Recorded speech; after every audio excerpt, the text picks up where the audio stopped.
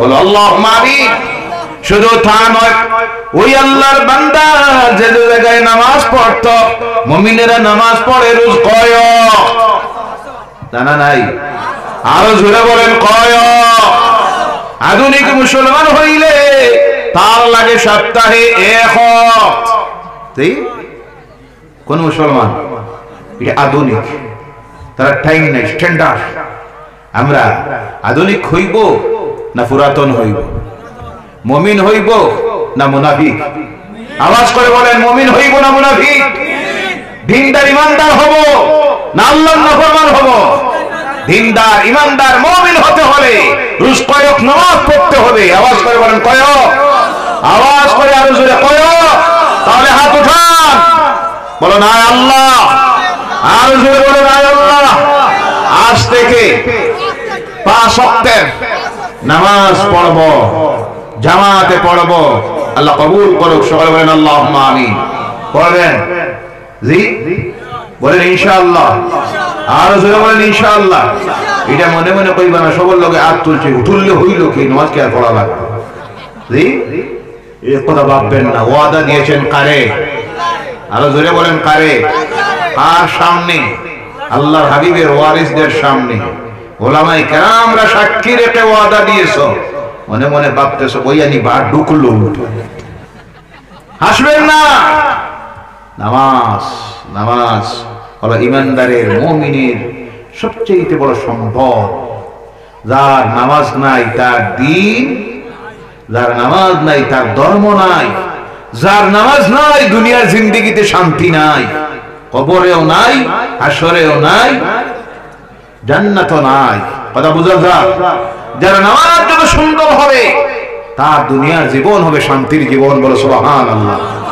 যার নামাজ যত শান্তিতে হবে, যত সুন্দর হবে, তার কবরের জীবন হবে তত সুন্দর। বলো সুবহানাল্লাহ। তবে এই ওয়াজ শুনিয়া কাল থেকে যদি হয় হুজুর যাই আর কি না, যাওয়া নাই। জি কথা বুঝা যায়? যাওয়া নাই। মসজিদ আসে না নাই? 5 ওয়াক্তের নামাজ হয়নি না? না জামাতে পড়বেন, 5 ওয়াক্ত পড়বেন। যেটা জানা নাই, ইমাম সাহেব আসেনি কেন? ইমাম সাহেব আসেন, জানা নাই, সময় করে বসবেন। মাগরিব ভাত, আসর পর ইমাম সাহেব আমার এটা জানা নাই, আপনি শিখাইয়া দেন। আর আজকে আলহামদুলিল্লাহ মোবাইলের আধুনিক টেকনোলজিতে নামাজ শিখতে অসুবিধা আছে? নামাজ শিখতে অসুবিধা নাই।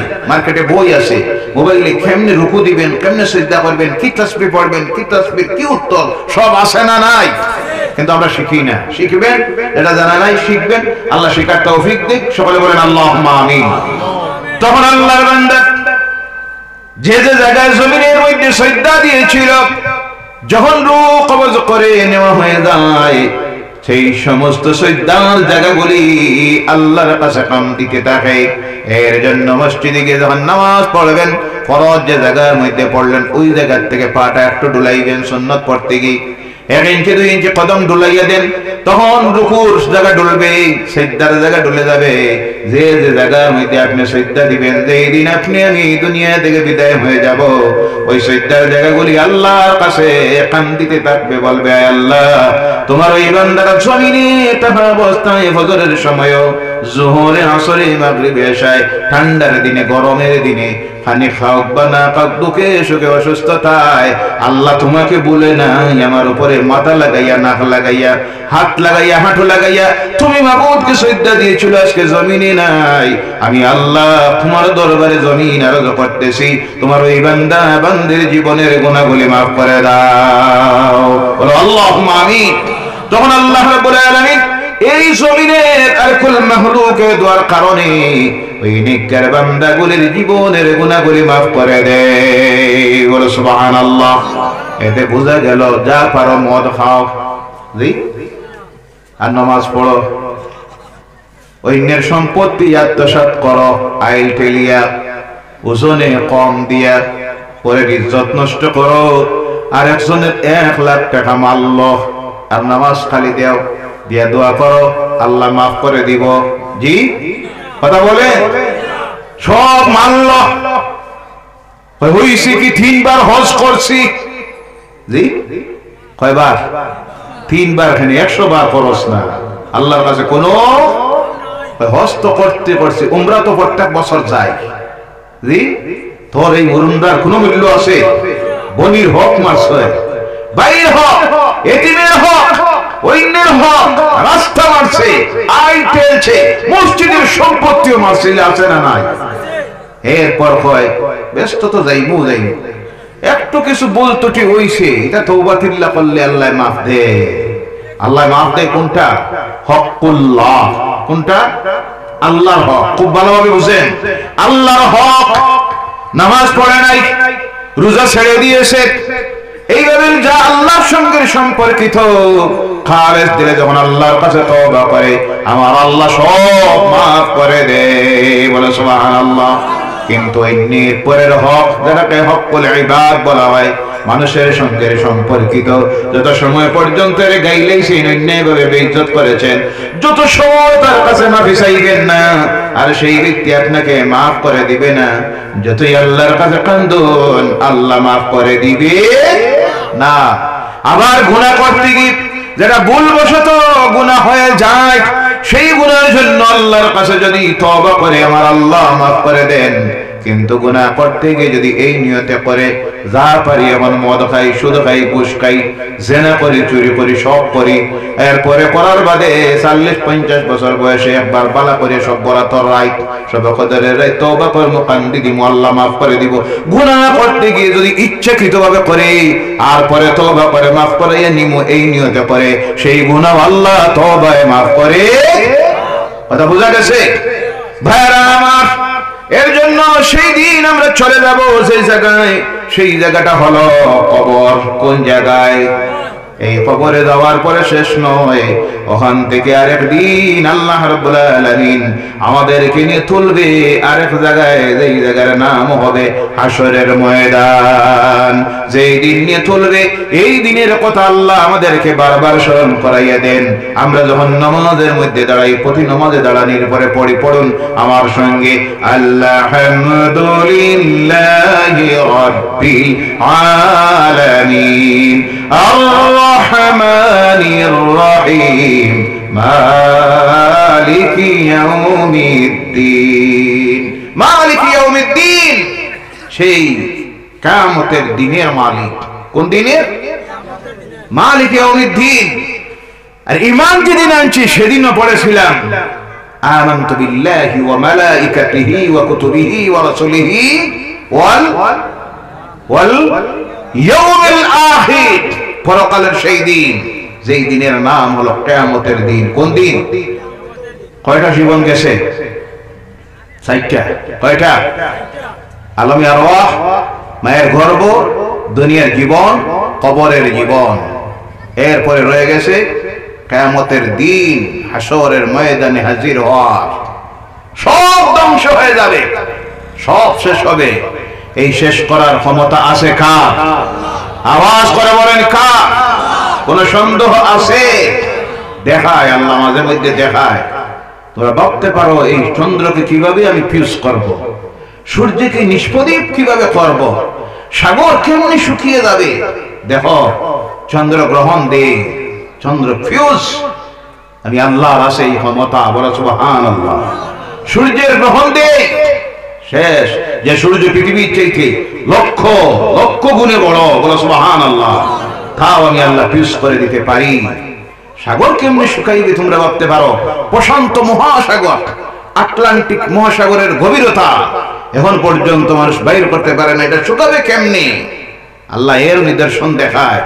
ঢেউ শুরু হয়, ঘূর্ণিঝড়, জলোচ্ছ্বাস 20-22-25 হাত উঁচু হয়ে জলের ঢেউ আসে, বাতাসের গতিবেগ হয় ঘন্টায় 250-300 কিলোমিটার। বলো সুবহানাল্লাহ। সেই দিন এইভাবে ঢেউ আরম্ভ হবে, সাগর শুকিয়ে যাবে, আকাশ চূর্ণ বিচূর্ণ হয়ে উড়ে যাবে, চন্দ্র সূর্য নক্ষত্ররাজি খসে খসে পড়বে, জমিন পাহাড় পর্বত ধূলিকণার মতো উঠতে থাকবে। বলো আল্লাহু আকবার। আর জোরে বলো আল্লাহু আকবার। যে বানাইছে সব কে? যে বানাইছে তার বানতে অসুবিধা আছে, সময় লাগবে, সব ধ্বংস হয়ে যাবে।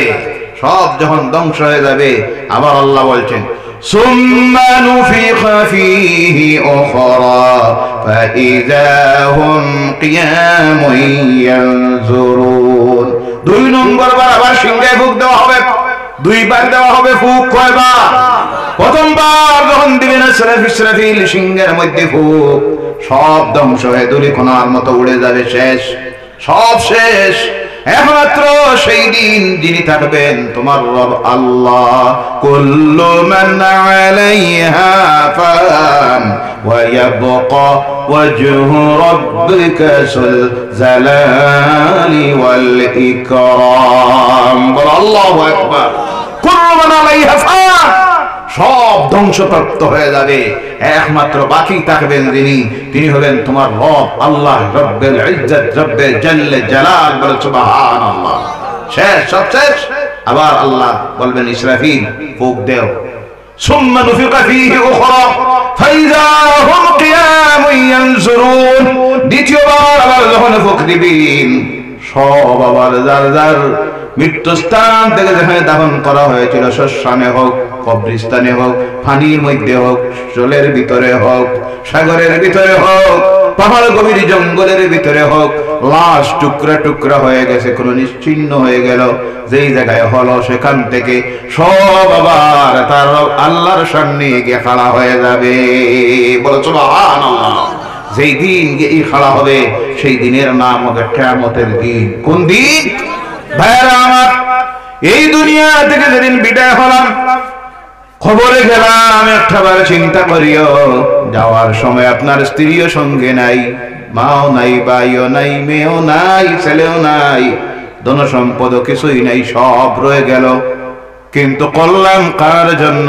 কি করলাম? চুরি করলাম যার জন্য, ডাকাতি করলাম যার জন্য, শুধু লইলাম যার জন্য, আইল ঠেললাম যার জন্য, মিথ্যা কথা বললাম যাদের জন্য, কেউ আমার সঙ্গে আমার কবরে যাবে, কোনো সাহায্য করবে না। সম্পত্তি যা বানাইলাম, বানানি না যাই তা বলছি না, বানান, অবৈধভাবে হারাম ভাবে যা বানাইলাম, সব রয়ে গেল দুনিয়ায়, ওয়ারিস হয়ে গেল, মালিক হয়ে গেল আমার স্ত্রী, আমার ছেলে, আমার মেয়ে, আত্মীয় স্বজন, উত্তরাধিকারী দ্বারা। কিন্তু পাপের বোঝা কার কান্দে? কার কান্দে? এটা করতে গিয়ে যে পাপ কামাইলাম, বোঝা কেউ বহন করবে না। ওয়ালা তাজিরু ওয়াজিরাতান উযরা উখরা, আমি আমার নিজের গুনার বোঝা বহন করতে হবে। খাইলো তারা, হইলো তারার লাগি, আর বোঝা বহন করব আমি। এর মতো বেকুফ আর আছে? জি, এমন বেকুফ আছে না নাই? চিন্তা করে না, সব রইল। আবার সেই দিন যখন এই ময়দানে গিয়ে হাজির হব, ভালোভাবে গভীরে চিন্তা করুন, কেউ আপনার সাহায্য